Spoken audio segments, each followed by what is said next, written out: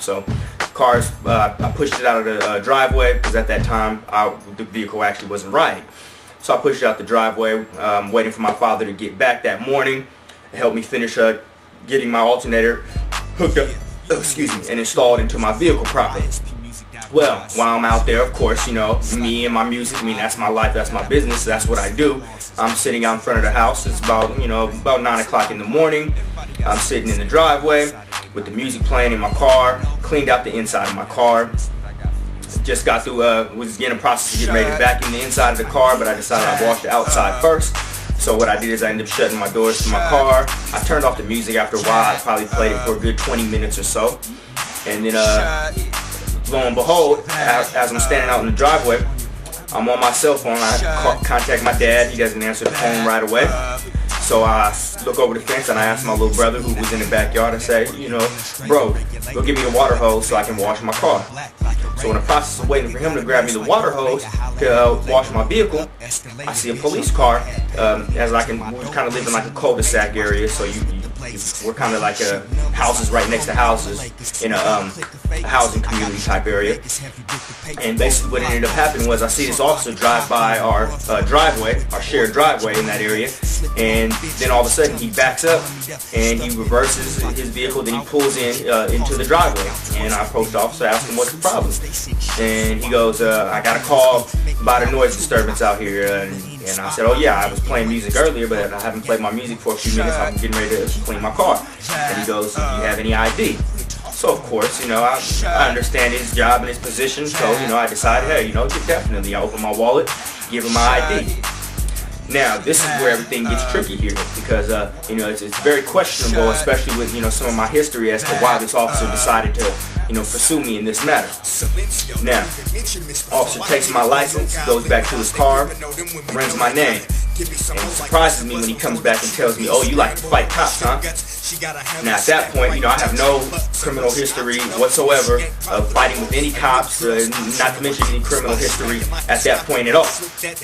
I've had arrest history, but of course I've been blessed with the opportunity to actually get any charges against me dismissed at that point. So what ended up happening is the officer tells me I don't look like I belong here.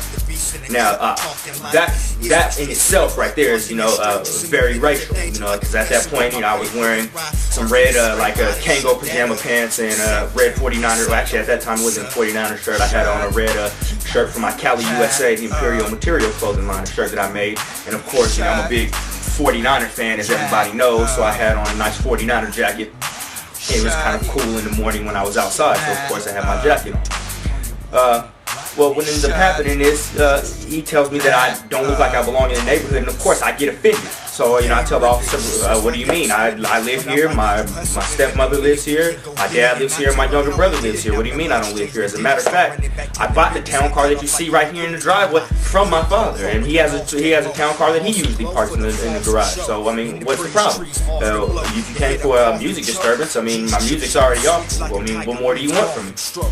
Then he attempted to tell me I can't wait in front of my house. And of course I was like, okay, I felt kind of disrespected, and at that point in time, I didn't want my little brother to come outside and get involved with this situation, so I decided, okay, well, you know what, I know my father should be on the way home shortly, so you know what, I'm going to go stand out on the curb and wait for my father on the curb right in front of the shared driveway that we have. So I intended on walking down to the curb. As I started walking to the curb, the officer calls me back and tells me, no, come here. And at that point, I'm like, what do you want? And he goes, give me your wallet. Now, me working as an armed security officer, I know at that point right there, something was funny, because it's not normal that an officer asks you to give them your wallet after I've already identified myself to him. So when he asks for my wallet, then he starts going through my wallet. Now, at that time, I was blessed with the opportunity to have quite a bit of money on me because I just received a check in January of $8,000. So at that point in time, I had $500 in cash, all $100 bills in my wallet. And it just so happened that I normally stash the rest of my money in my 49er coat, which I happen to wear outside at that point in time because it's cold.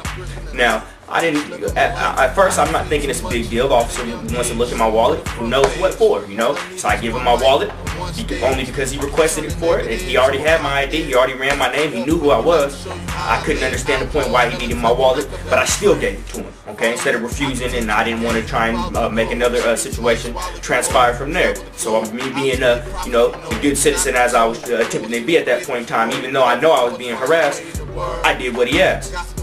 Now the officer goes through my wallet, which as a matter of fact I have on me right now, just to kind of give you an example. So I hand the officer my wallet. He decides, you know what, I'm gonna go through your wallet. So he's going through my wallet, and he starts you know, going through different cards. He asked me about different cards in my wallet, different credit cards in my wallet, and it just so happens that he stumbles upon a card that has to do with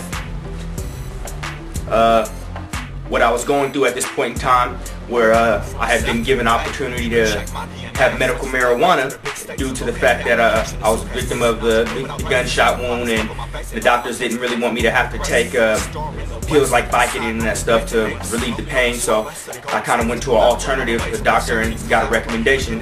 And as you can see right here, yeah, that's your boy right there. You know, Cannabis Club Cartered Up. Not Michael Phelps. You're not going to see me, you know, hitting the bong and taking pictures like that. That's just because, you know, I don't think that's very professional. That's something that I always watch out for. Period.com, just in case of, you know, situations like that where, you know, you're in a position where you're doing real good and somebody's always going to try and bring something negative to you and make you look bad, you know.